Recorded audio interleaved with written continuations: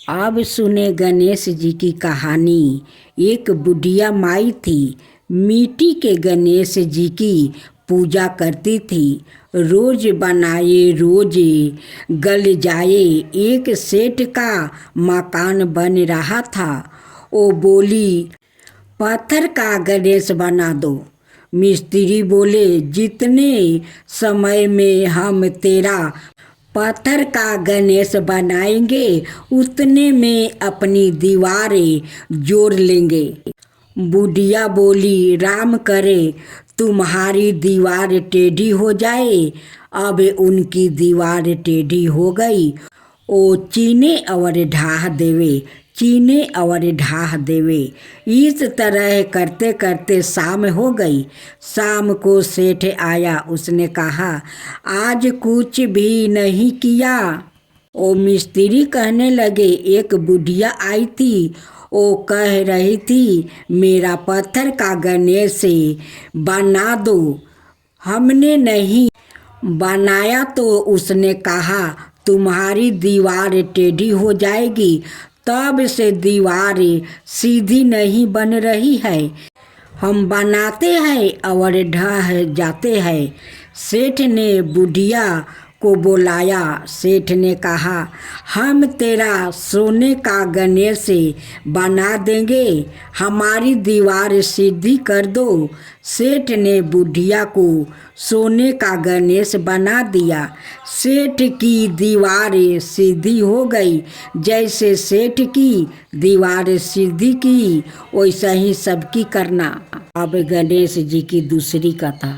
एक बुढ़िया थी। वो बहुत ही गरीब और दृष्टिहीन थी। उसके एक बेटा और एक बहू थी। वो बुढ़िया सदाए गणेश जी की पूजा किया करती थी। एक दिन गणेश जी प्रकट होकर उस बुढ़िया से बोले, बुढ़िया माँ, तू जो चाहे सो मांग ले। बुढ़िया बोली, मुझसे तो मांगना नहीं आता है, कैसे और क्या मांगूं। तब गणेश जी बोले, अपने बहू बेटे से पूछ कर मांग ले। तब बुढ़िया ने अपने बेटे से कहा, गणेश जी कहते हैं तू कुछ मांग ले, बताओ मैं क्या मांगूं। पुत्र ने कहा, माँ तू धन मांग ले। बहू से पूछा तो बहू ने कहा, नाती मांग लो। तब बुढ़िया ने सोचा कि यह तो अपने अपने मतलब की बात कह रहे हैं। अत उस बुढ़िया ने पड़ोसिन से पूछा तो उसने कहा कि बुढ़िया तू तो थोड़ी दिन जिएगी, क्यों तू धन मांगे और क्यों तू नाती मांगेगी।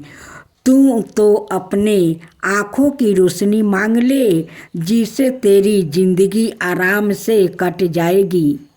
इस पर बुढ़िया बोली, यदि आप हम पर प्रसन्न है तो मुझे 9 करोड़ की माया दे, निरोगी के काया दे, अमर सुहाग दे, आँखों की रोशनी दे, नाती दे, पोता दे और सब परिवार को सुख दे और अंत में मोक्ष दे। यह सुन कर तब गणेश जी बोले, बुढ़िया माँ, तूने तो हमें ठगा लिया।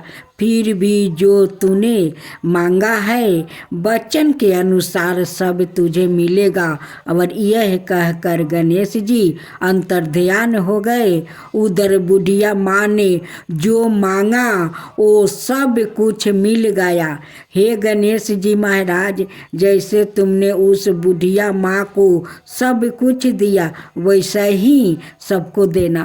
अब सुने गणेश जी की खीर वाली कहानी। एक बुढ़िया थी। शाम के वक्त अपनी झोपड़ी के बाहर बैठी हुई थी। तभी गणेश जी वहाँ से पुकारते हुए निकले कि कोई मेरी खीर बना दो, कोई मेरी खीर बना दो। बुढ़िया बहुत कोमल हृदय वाली स्त्री थी। उसने कहा, बेटा मैं तेरी खीर बना देती हूँ। गणेश जी ने कहा, माई तेरे घर में से दूध और चावल लेने के लिए बर्तन ले आओ। बुढ़िया एक कटोरी लेकर जब झोपड़ी के बाहर आई तो गणेश जी ने कहा, तेरे घर का सबसे बड़ा बर्तन लेकर आओ। बुढ़िया को थोड़ी झंझलाहट हुई, पर उसने कहा, चलो बच्चे का मन रख लेती हूँ। और अंदर जाकर वो अपने घर सबसे बड़ा पतीला लेकर बाहर आई। गणेश जी ने चमचा में से दूध पतीले में ढालना शुरू किया। तब बुढ़िया के आश्चर्य की सीमा नहीं रही जब उसने देखा दूध से पूरा पतीला भर गया है। एक के बाद एक बर्तन झोपड़ी से बाहर लाती गई और उसमें गणेश जी दूध भरते चले गए। इस तरह से घर के सारे बर्तन दूध से लबलाबा भर गया। गणेश भगवान ने बुढ़िया से कहा, मैं स्नान करके आता हूँ, तब तक तू खीर बना लो, मैं वापस आकर खाऊंगा। बुढ़िया ने पूछा, मैं इतनी सारी खीर का क्या करूँगी? इस पर गणपति जी बोले, सारे गांव को दावत दे दो। बुढ़िया ने बड़े प्यार से मन लगाकर खीर बनाई। खीर की भीनी भीनी मीठी मीठी खुशबू चारों दिशाओं में फैल गई। खीर बनाने के बाद वो हर घर में जाकर खीर खाने का न्योता देने लगी। लोग उस पर हंस रहे थे। बुढ़िया के घर में खाने को दाना नहीं है और यह सारे गांव को खीर खाने की दावत दे रही है। लोगों को कुतूहल हुआ और खीर की खुशबू से लोग घींचे चले आए। लो, सारा गांव बुढ़िया के घर में इकट्ठा हो गया। जब बुढ़िया की बहू को दावत की बात मालूम हुई तब वो सबसे पहले वहाँ पहुँच गई। उसने खीर से भरे पतीले को जब देखा तो उसके मुंह में पानी आ गया। उसे बड़ी जोर से भूख लगी हुई थी। उसने एक कटोरी में खीर निकाल ली और दरवाजे के पीछे बैठकर खाने की तैयारी करने लगी। इसी बीच एक छींटा गिर गया और गणपति जी को भोग लग गया और वो प्रसन्न हो गए। अब पूरे गांव को खाने की दावत देकर बुढ़िया वापस अपने घर आई तो उसने देखा बालक वापस आ गया था। बुढ़िया ने कहा, बेटा खीर तैयार है, भोग लगा लो। गणपति जी बोले, माँ भोग तो लग चुका है, मेरा पेट पूरी तरह से भर गया है, मैं तृप्त हूँ, अब तू खा ले, अपने परिवार और गांव वालों को खिला दे। बुढ़िया ने कहा, यह तो बहुत ज़्यादा है, सबका पेट भर जाएगा, इसके बाद भी यह बच जाएगी। उस बीच खीर का मैं क्या करूँगी? इस पर गणेश जी बोले, उस बीच खीर को रात में अपने घर के चारों कोने में रख देना। और बुढ़िया ने ऐसा ही किया। जब सारा गांव जी भर कर खा चुका तब भी ढेर सारी खीर बच गई। उसने उसके पात्रों को अपने घर के चारों तरफ रख दिया। सुबह उठकर उसने क्या देखा, पतीले में खीर के स्थान पर हीरे जवाहरात और मोती भर गया है। वो बहुत खुश हुई, उसकी सारी दलिद्रता दूर हो गई और वो आराम से रहने लगी। उसने गणपति जी का एक भाव मंदिर बनवाया और साथ में एक बड़ा सा तालाब भी खुदवाया। इस तरह उसका नाम दूर दूर तक प्रसिद्ध हो गया। उस जगह वार्षिक मेला लगने लगे। लोग गणेश जी की कृपा प्राप्ति करने के लिए। अब सुने गणेश जन्म कथा। एक बार भगवती पार्वती स्नान कर रही थी। उसी समय भगवान शिव वहाँ पहुँच गए। पार्वती जी उन्हें देख कर लाजा गई। अपनी प्रिया सखी जया विजया के कहने पर उन्होंने अपने शरीर के मैल से एक पुरुष का निर्माण कर देती है। वो देखने में परम सुंदर और बाल पराक्रम से संपन्न था। पार्वती जी ने उसे नाना प्रकार के आभूषण और आशीर्वाद दिया। उन्होंने उसे कहा, तुम मेरे पुत्रा हो, तुम्हारा नाम गणेश है। आज से तुम मेरे द्वारपाल है। पुत्रा, मेरी आज्ञा के विरुद्ध है कोई भी मेरे महल में प्रवेश ना करने पाए। ऐसा कहकर भगवती पार्वती ने गणेश जी की हाथ में एक छड़ी धरा देती है। महावीर गणेश हाथ में छड़ी लेकर पहरा देने लगते हैं। उधर पार्वती जी सखियों के साथ स्नान करने लगी है। उसी समय भगवान शिव दरवाजे पर आ पहुँचते हैं। पार्वती जी की प्राण प्रिया पुत्रा गणेश से वो समर्था अपरिचित थे और उनकी अभिलाषा अंतपुर में प्रवेश करने की थी।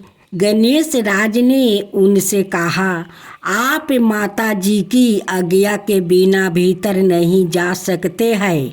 माता स्नान कर रही है। भगवान शिव बोले, मूर्ख, तू मुझे रोक रहा है। तुझे पता नहीं कि मैं कौन हूँ। मैं पार्वती का पति साक्षात शिव हूँ। मेरे ही घर में मुझे रुकने वाला तू कौन है?